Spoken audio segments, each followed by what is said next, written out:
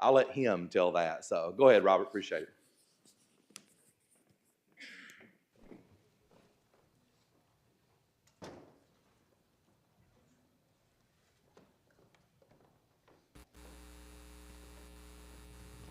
The old fairy tale Beauty and the Beast starts off with a young man who is very wealthy, but he's been spoiled. He has been given everything, and he has allowed his riches and his wealth to cause him to be very hard-hearted. And a woman comes to his palace one evening, and it's a blustering evening outside. It is windy and rainy, and she is haggard, and she looks like a beggar. And she begs for this young man to allow her to have a place inside for the night. And the young man, whose heart is hard and he is unkind and he's not generous, he casts her out and does not let her come into his palace where there are any number of rooms. Well, he's very surprised when she changes from a beggar woman into a princess-looking person, and she says that she understood that his heart had become so hard, and she wanted to see if he would allow room for a poor beggar lady, but he wouldn't. And the fact that he had denied her just a single night's stay proved that he had no love in his heart. Proved what? That he had no love in his heart. You see, what we find out is that our relationship with the money that God entrusts to us shows where our heart is. It shows, really, ultimately, who and what we love. It is the greatest test of our love for God. Let me show you what the Bible says about that. When you turn in the Bible over to Luke chapter 16, there in Luke chapter 16, the Bible says this about money. He who is faithful in what is least is also faithful in much. And he who is unjust in what is least is unjust also in much. Therefore, if you have not been faithful in unrighteous riches, who will commit to your trust the true riches? You see, what God's saying there is just that riches are a test. You know, God doesn't need your money, and we'll look at how much He doesn't need your money insofar as we have an entire lesson based on that idea about why God even asked you to give. It's not because somehow He's deficient, He can't get His work done without you. He doesn't need the money that He's asking you to give. So why does He ask you to give it? Because He's testing your love. You see, the idea of giving and love have always been connected in God's character and ultimately in every avenue of our lives. With the so famous verse, John chapter 3, verse 16, for God so loved the world that He gave His only begotten Son. You see the correlation there. When God loves, He gives. God is a giving God. God is a God of love. When you love someone, you give to them. That's just a fact of life. You know, imagine the husband who came home one day and said, honey, I love you. I think you are the most amazing wife. It is thrilling to be married to you. And I just want you to know that I love you so much. And the wife says, oh, thank you. That means so very much to me. And in the course of the conversation, the wife explains that, you know, it would be nice if around the house they had a dishwasher. And she's been doing all the washing of the dishes by hand, and she would like to have a machine that would do it for her and allow her to do other things. And the husband said, oh, honey, you know, I love you. That is a great idea. And a few weeks later, he comes home and says, honey, guess what? I bought a new four-wheeler. I've been needing a four-wheeler. I've got some hunting land where I go hunting, and I want to drive this new four-wheeler on the hunting land. It was only $3,000 or $4,000, and it's an exciting purchase, and I'm thrilled to have this new four-wheeler.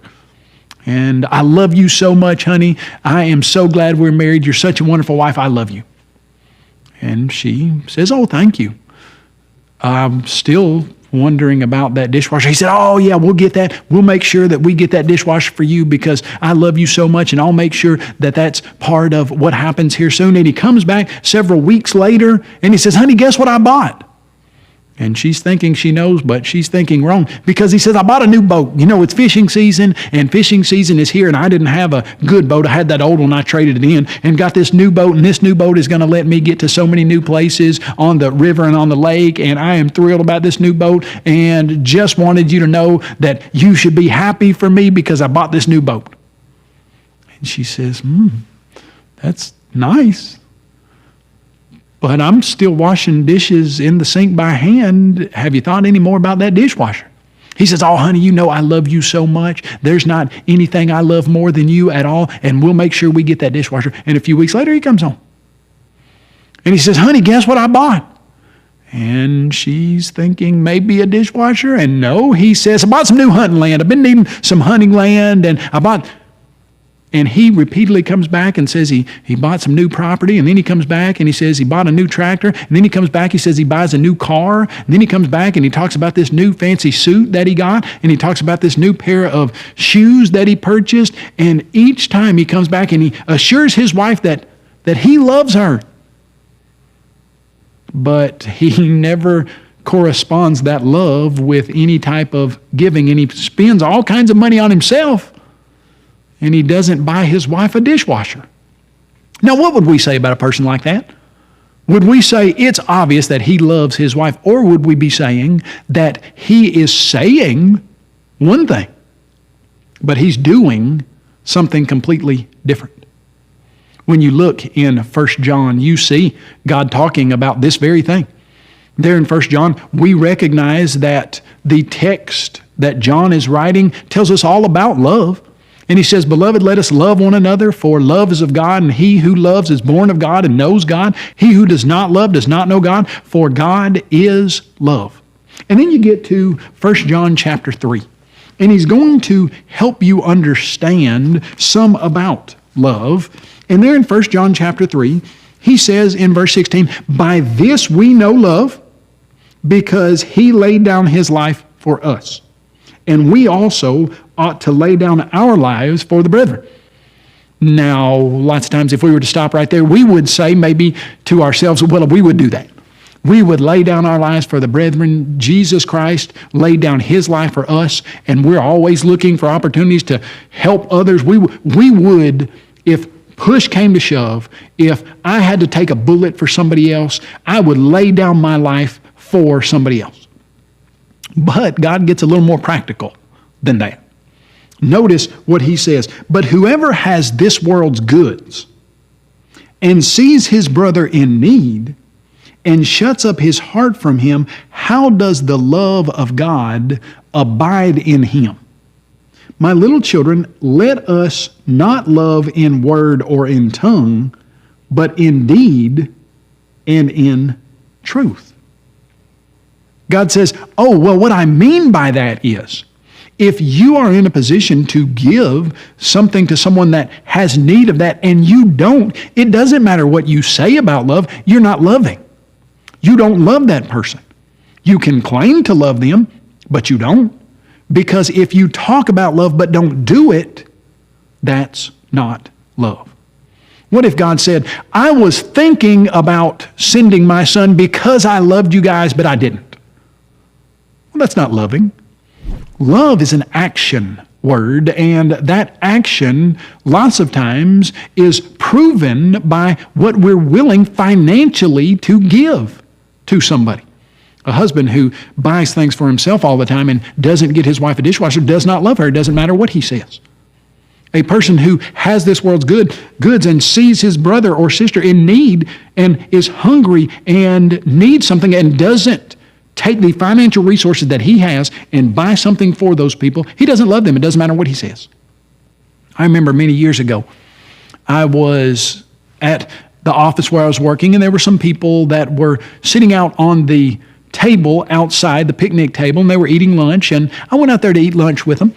And one or two of them were homeless, and some other people had come and joined them, and they were telling some jokes that were off color. They had several bad words in them. And I sat and I listened, and I had known these people, and I had interacted with them before. This wasn't the first time I had eaten lunch with them. And in the course of them telling these jokes with bad words in them and things like that, I said, you know that ultimately you'll have to give an account for what you're saying. And one of them looked at me and said, well, what do you mean? I said, well, ultimately, you're going to have to give an account to God for any bad words or any dirty jokes or anything that you've said here. And this particular young man at the time, he said, well, God knows we love him.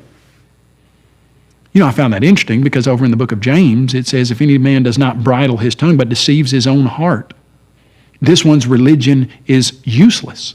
The idea that somehow you can say anything that you want and curse and use bad language and tell dirty jokes and then in the next breath say, that doesn't matter because God knows we love him. Well, how in the world would God know you loved him unless you were putting his commandments into practice? And Jesus made that clear, didn't he? When he said, if you love me, you will keep my commandments. You know, I think there are a lot of people who come to the worship assembly and are part of the Lord's church, and when you ask them, hey, are you giving cheerfully and liberally? Have you set the first fruits aside to God? Have you predetermined in your heart what you will give as you've been prospered? They say, no, but God knows we love him. Well, hold on just a second.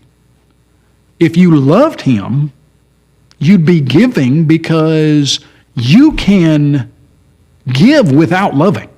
You could give somebody grudgingly for some reason because you were constrained to, but you cannot love without giving. It's not even possible. In fact, what we learn in a very straightforward statement from God is that giving is a proof of our love. Now let that sink in. Giving is a proof of how much you love God. Now, how important is that? When the leaders of the Jewish people came to Jesus and they said, thinking he wouldn't be able to give them an answer, what's the greatest commandment? Well, there were some 642 commandments that they had calculated out from the Old Testament, and they thought there's no way he can say, well, don't commit murder is bigger or greater than don't commit adultery. But I'm sure they were very surprised when it looks like he very readily said, the greatest commandment is love the Lord your God with all your heart, soul, and mind, and the second's like unto it, love your neighbor as yourself. The greatest commandment in the aspect of any spiritual life is to love God. And one way you can prove that you love or do not love God is your giving. And let me show you what I mean by that. If you were to turn over to 2 Corinthians, it's a very interesting passage. Basically, the entirety of 2 Corinthians chapter 8 and 2 Corinthians chapter 9 is talking about a collection that Paul is taking up from the Macedonians and from the Corinthians, and he's taking it over to Jerusalem, to the church there in Jerusalem, in Judea, because there's a famine there and they're suffering, and so he's collecting this money. And he talks about how those in Macedonia, in the Philippi area and the area surrounding Philippi, they had been giving lots of money, even out of their deep poverty. And they were begging Paul to take this money and to take it up to Judea. And he's writing to the Corinthians and saying, now I want you to see what they're doing, and I want that to encourage you to be good givers and cheerful and liberal givers and generous givers. And so he says, so we urge Titus in 2 Corinthians chapter 8, verse 6, that as he had begun, so he would also complete this grace in you as well. But as you abound in everything, in faith, in speech, in knowledge, in all diligence, and in your love for us, see that you abound in this grace also. He says, okay, I'm sending Titus to make sure you have gathered what you've promised, and see that you abound in this because you guys are abounding in faith, you're abounding in love. See that you abound in this grace of giving. And then look at the next verse. He says, I speak not by command, but I am testing the sincerity of your love by the diligence of others. Now, did you get that? Paul is testing the sincerity of their what? You're claiming to love God. You're claiming to love the church. The church in Judea has a very serious need. They're going through a famine. You've said you will give a certain amount of money to them. I'm sending Titus to collect that, and I'm telling you what the Macedonians are doing because I'm testing how sincere your love is. And do you mean to tell me that if they weren't willing to give like they had said they would, then that would prove something about their love? Well, if you want a statement even more direct, then you can go to the last part of this particular chapter. And he says, Paul does, if anyone inquires about Titus, he is my partner and fellow worker concerning you, or if our brethren are inquired about, they are messengers of the churches, the glory of Christ. He's saying, I'm sending these messengers. You know they're from me. You've told me that you'll send a certain amount of money to Judea. Now watch this. Therefore show to them and before the churches the proof of your love and of our boasting on your behalf. What were they supposed to show Titus? The collection that they had made, that they promised that they would give to Judea. When Titus saw that, what does Paul say it was? Proof of their love. Now that's a pretty powerful statement, isn't it? You go to Matthew chapter 25, and the last part of Matthew chapter 25, Jesus is talking about what's going to happen on the last day. And he says that the Son of Man is going to come and he's going to divide everybody between the sheep and the goats.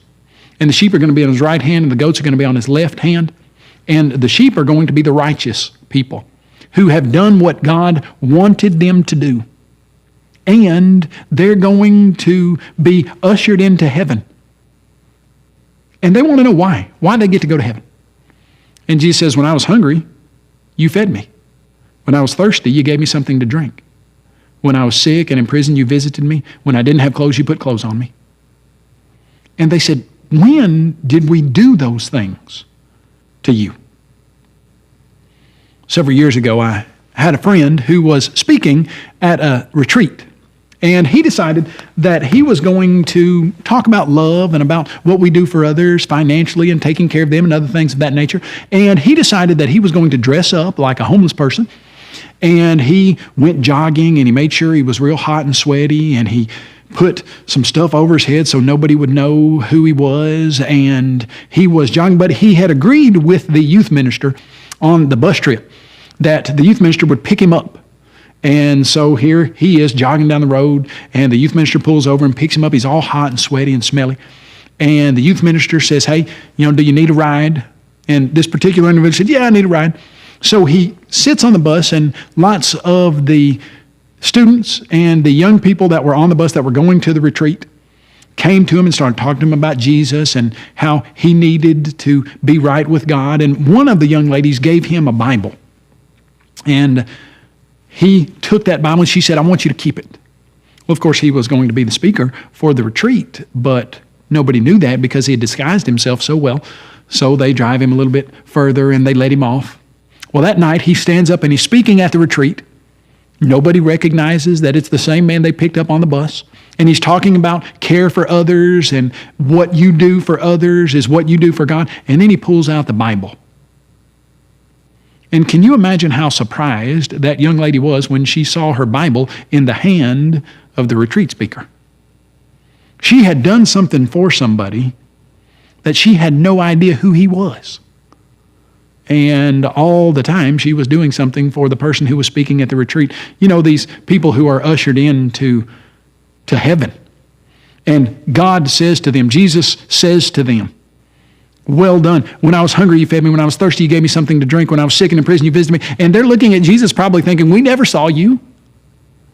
And he's saying, when you did it to the least of these, my brethren, you've done it to me. When you gave someone else something that cost you something, food, drink, clothes, you are actually doing it for the Lord. That's a powerful idea.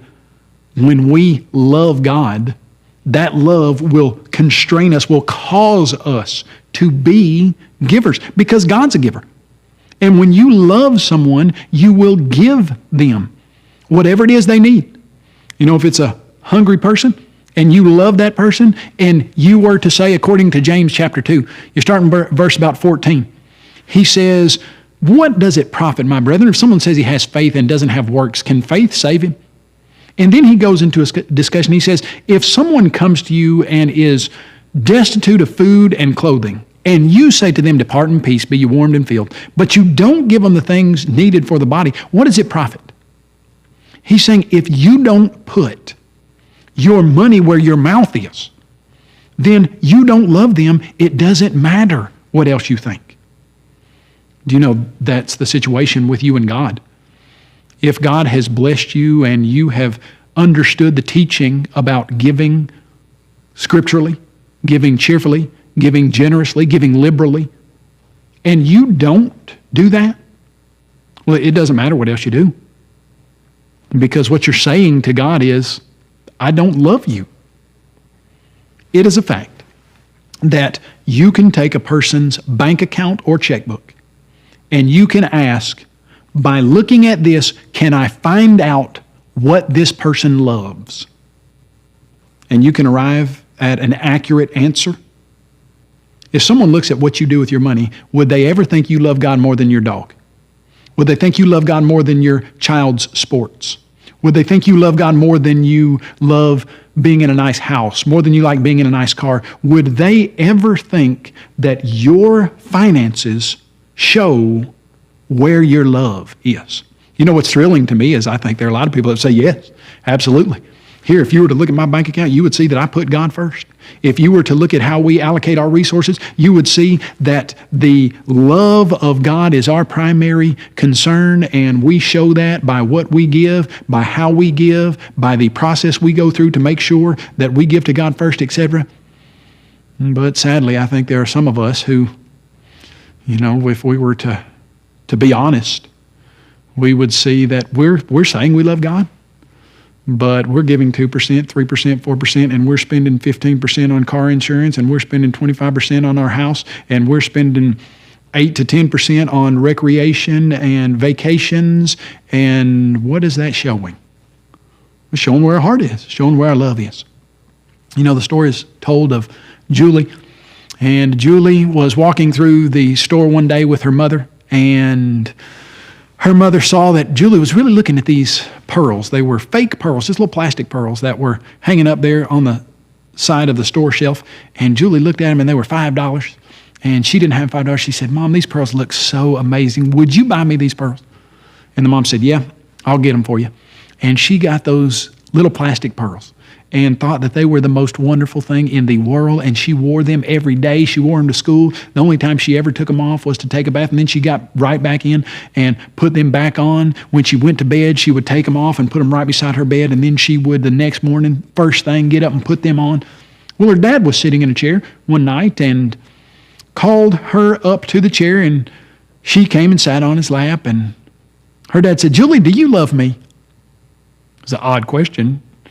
She had been telling her dad she loved him for years, and she said, Dad, you know that I love you. He said, oh, that's what I thought you'd say. He said, will you give me your pearls? And she said, Dad, you can have anything else I've got. You can have any toy I've got. You can have any stuffed animal, but can I just keep my pearls? Well, he said, okay. And he put her down, and she ran off, and about a week later, he was sitting in his chair and called her up and said, Julie, do you love me? And she was sitting on his lap. She said, Dad, well, I love you. He said, will you give me your pearls? And she said, Dad, you know that they're my most precious thing. I love these pearls. They are so exciting. I wear them all the time. I'm just going to keep them. He said, okay. So, boy, she was really thinking about that, and she was struggling with it. And so about 2 nights later, he was sitting in that chair, and she came up. She said, Dad, and little tears were rolling down her cheeks, and her little knuckles were white from gripping those pearls. She said, Dad, you know I love you. And because I do, I'm going to give you my pearls. And she put those pearls in his hand. And he reached beside that chair, and he pulled out a purple felt-covered box, and he opened it, and inside of that was the most beautiful set of real pearls Julie had ever seen. And he said, Julie, I was just waiting to see how long you would hang on to the fake before you would exchange it to me and I could give you the real. You see, what we're seeing in Luke chapter 16 is that this physical world and finances and money. They're just a test. They're a test to see if you'll put your money where your mouth is. And when you say, I love God, if your life actions and if your financial actions show that. And when they do, God is just waiting to take that little that you give Him and to bless you with real blessings.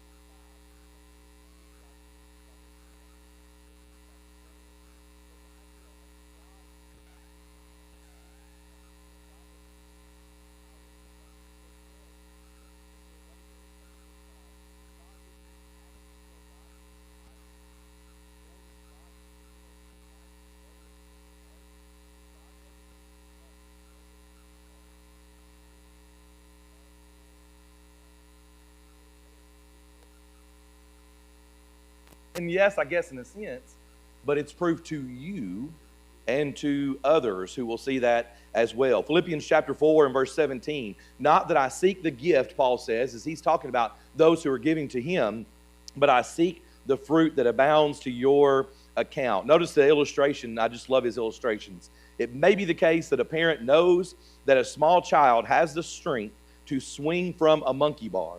Yet the parent may urge the child to show us how strong you are and swing from the bar.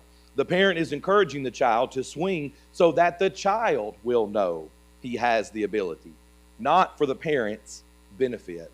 We often point out, preachers sometimes, the example that deity does not ask questions for information most of the time, right? When God or Jesus ask a question, they know the answer.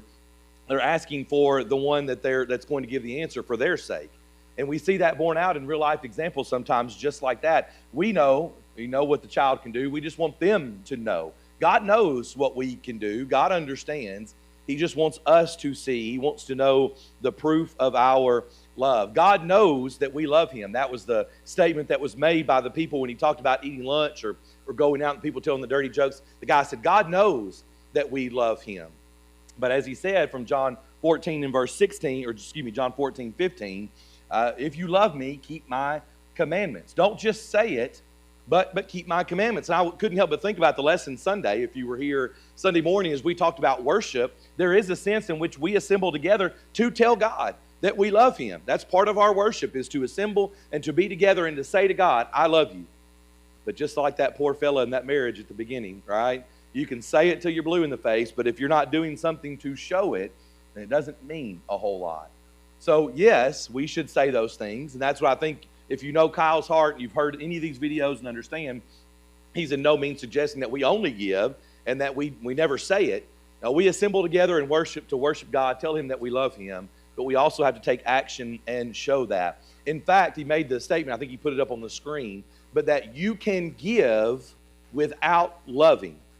Now, next week, God be willing, we'll be back together, and the lesson is on cheerful giving. So it's that kind of idea of our love going along with that, because you can certainly give something to someone without being happy about it, right? That's what happens in my house all the time when a brother or sister has to give something to their sibling, right? They're not happy about it, but they'll do it. You can give without loving. But then he said on the rest of that title screen there, you cannot love without giving. So we'll talk about the cheerful part a little bit next week, but there's a connection there. Now, what comments or questions do you have from anything, from the video, anything that you've jotted down or that you've read?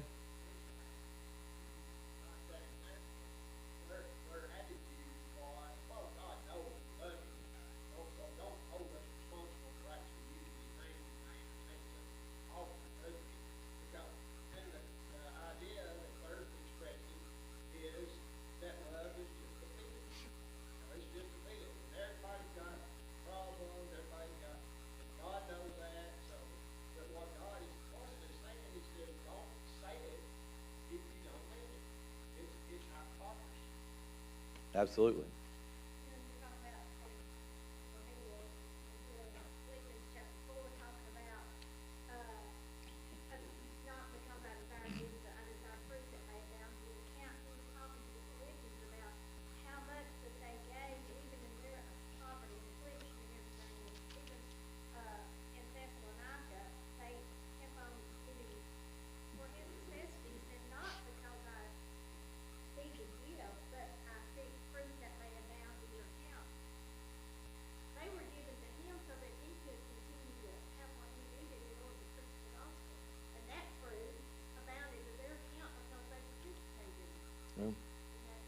Yeah. Mm-hmm. And same with us, when we give to the church is to use that in a way that helps the gospel to be spread among other things. Sure. And whatnot. Yeah. That goes to our account too, participate in that. Yeah. Sometimes we don't realize how far that can spread out. Sure. And Tina, mentions the money that's given here and how far it can go. I want to say one more time, for the 400th time it feels like, but this lesson, these series of lessons are not to ask you to give more because the elders have said we're running low of money and we need people to give more money, we need the contribution to go up. It's not because of that, and it's not just for the contribution. I mean, we've said it, several times now, but that is connection with it, and what you put in the plate and how you give to God is part of it. We have emphasized you'll have opportunities to give in other ways, individually, to help someone out, to help a cause out. But you never know, certainly as Tina's mentioned, when you give here, how far that can go in many directions, not just in spreading of the gospel. First and foremost, the idea that someone in a foreign country, or even preachers that we help train that then go on to other locations to preach the gospel, how that works. But even as we give just in a benevolent way, whether it be to hurricane aid or things like that, we're able to give. And it's not just to get a certificate. It's not just to get a thank you letter. House to House has done a good job in years past to send out a little plaque that you can have that says you were in the top whatever percent of congregations that gave towards their work and things. And that's fine, but that's not the purpose or the reason. But it's just simply to show our love to God. And it is connected with the contribution. It's also connected with our giving individually. And just as we have said, the way we are good stewards of all that we've been blessed with. It may not be that you've got the most money, but that you do have an opportunity to help cook meals for people or open up your home or all these other ways that you can be a giving person, even as he talked about from Matthew 25 and the idea of meeting the needs of those who are less fortunate. Freddie?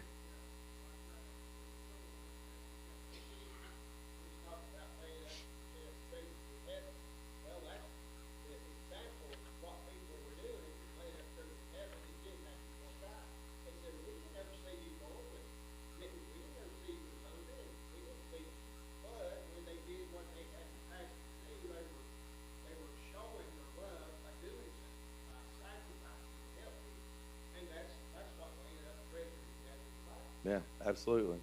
I was going to mention, I was not on the youth trip that he talked about with the homeless person, but I was once at a youth conference, kind of like CYC or some of these things, where that happened, where they used that illustration. A guy, it was at a high school. They were able to use the high school building for this conference. And so I remember passing by the guy, I think. I mean, it's been many years ago now for me, but and then him getting up on Saturday night to give the keynote lesson. And so I don't remember interacting with him as quite as the story that Kyle told of being on a bus right next to him. But what a powerful illustration that you have an opportunity. And who would we be on the bus? Would we be the person that would ask to change seats because he smells so bad, or I don't want to get too close? Would we be the person who scoots closer, sits down and has a conversation, or even gives something up? And again, we talked about it, and he talked about it from Matthew 25, talked about it on Sunday morning when David says, I'm not going to sacrifice something that doesn't cost me anything. It's got to be sacrificial. And we've talked about that in a previous lesson as well, that our giving needs to be sacrificial. We need to give so much it hurts. And of course, the promise from God is ultimately that it's really hard to do that, because God will bless you and bless you with more opportunities, even as you strive to keep giving. But what a great illustration there of you never quite know, because so often it's really easy to fall in the category of people that say, well, I don't ever see that. I don't know. Nope, I don't see the ledger in heaven, for he talks about laying up treasures in heaven. I don't know where this imaginary scoreboard is where I'm keeping count of how much good I've done.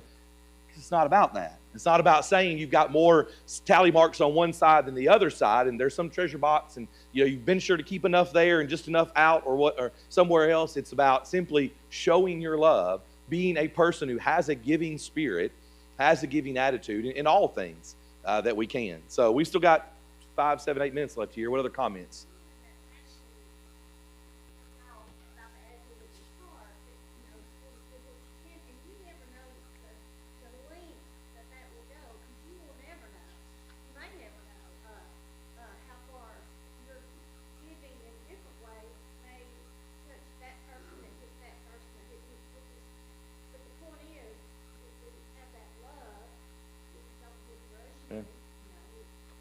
We can just do it in front of us. Go ahead, Ricky. Well, Hebrews 13:1-2 says, "But brotherly love continue. Be not forgetful to entertain strangers, for thereby some have entertained angels unaware." The opportunity that lies in front of us, Ricky mentions Hebrews 13:1-2, in case you couldn't hear there, and the idea that we do not know the impact sometimes, and the opportunities that lie in front of us, which is why we don't get caught up in the tally marks in the scoreboard and trying to figure it out. We simply take the days as it comes. As we've talked about, there are all kinds of financial situations assembled here right now. Some who feel like they're doing really well, some who feel like they can barely keep their head above water, and most of us have been on one side or the other multiple times through things. And so we can simply do the best that's in front of us. As we said, I think it was last week or the week before, we can do our best to be a good steward, to maybe not take on too much debt, to not try to keep up with the Joneses and things, so that we hopefully have enough of a surplus or some money around to give and to be a giving person, even if it's small amounts or little things. But if we have that kind of attitude, then we don't know how far it will go sometimes, and never know the impact it will make. And again, how God will bless you, and maybe just more and more keep opportunities keep coming your way. What else? Anybody else?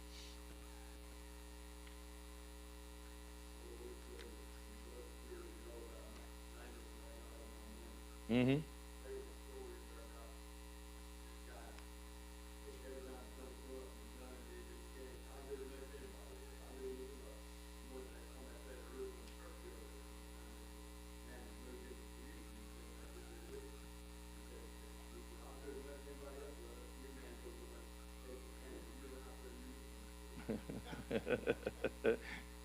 Yeah. Never be careful what you say. Maybe a good lesson there. Be sure that you have that giving spirit in all things, because when we think about the opportunities before us, that they'll be far and wide. Again, from the person, as he talked about, the person who's just simply hungry, and maybe you can provide a meal or help, offer to buy some food for somebody that stops by the building, or somebody that you meet, or it may come to something that is more that you can do. And giving financially, giving to the contribution and the work of the church here, but also just having a giving attitude in your life. Anything else? When he mentions that the example, of course, that you can't outgive God, that even John 3:16, we often kind of, talk about belief or faith, and we often talk about, a lot of other things when it comes to John 3:16. But the fact that God so loved that he gave. And you can start right there and you can stop right there and get a very, very good lesson. But that he gave from 1 John chapter 3, verses 17 and 18, that the connection there to people who are to be giving. You know, if you say that you love, but you're missing out on these opportunities, or you're not taking advantage of these opportunities, you're even willfully ignoring these opportunities, then there's a disconnect. There's a problem here. And that's what you need to get right, as long as these other things. You know, I think we sometimes want to create a hierarchy, and maybe we've done that in the past. People have done that. We say, you know, well, worship attendance is important, and worship attendance is important. It is important that we come to worship God, but that may not be the only thing. It may not be the most important thing. It is important. Giving is important as well. All the other things that we can mention, we talked about faith and works a few Sundays ago, and so, you know, how all those things connect together, and in a world where people really want to make it one or the other, they want to set up these arguments that you've got to, you know, they kind of pit people against one another, or a person try to even pit them against themselves when they say, well, you said this, it can't be that. When we open Scripture, we see all of these things present, and that a person who wants to be a faithful follower of God has a lot of things they need to do. Not so much that they can't do it all, but a lot of things to keep in mind when it comes to being faithful and obedient to what God has said. You know, he asked the question there, would they think you love God? And that kind of even to what Tina was talking about for a minute there, but would they think you love God? He asked that question after he began to talk again about your bank account. And I've even brought up before, I would say it's connected a little bit to your schedule, to, you know, if we could crack open your phone, if we could crack open your bank account, if we could look at your calendar, would they think you love God? Now, there's a lot of ways we can talk about that. There's a lot of different ways we can show that. But it's a pretty sobering, challenging thought just to say and take a look. I know that you know, our calendar around here changes. There's other things that go on, and we've got other things that are going on. But just in general, would a person be able to say that you love God if they took a look at your life and what you did, what you spent your money on? You know, even a while back when the first couple lessons, he talked about, would they think you love God more, or would they think you love your dog more, or that you love even your kids more? By the way, we talk about that a lot as we talked about idolatry. You know, that an idol is anything in God's place. That's what an idol is. Your kids can be an idol. Your spouse can be an idol. Anything in God's place. And so it's not wrong to love your spouse. Not wrong to tell them that you love them. Wouldn't be wrong to give him things, as the illustration talked about. But would they know that you love your spouse? Would they know that you love your children? But ultimately, would they know that you love God? I hope so. And I think that's certainly the case of many of us here as we look around the room and think about all of us trying to do our best. But what a challenge to keep evaluating. I think that's the thing. Always evaluating. Each day, each week, as much as we can. I'm not saying nitpicking, right? Not worrying about every single moment, every single second, but just evaluating within ourselves. We talked back last year, a whole year ago, in the first quarter or so, when I started teaching about the spiritual disciplines. And just that idea that we're always evaluating how we are showing God that we love Him with our prayer life, with our worship attendance, with our giving, with our attitude, with all of these things. We're just constantly reevaluating that, and we should be. It's very, very challenging, but it's a great challenge. God knows we love Him, but He gives us an opportunity to show that we love Him with our giving attitude and giving spirit. So, next week, number 10, lesson 10, cheerful giving. And the very beginning of it says, attitude matters. And so you can look ahead at that if you have an opportunity, or be thinking about the fact that, yes, we need to give, but we need to think about our attitude as well. So appreciate your good questions and comments tonight.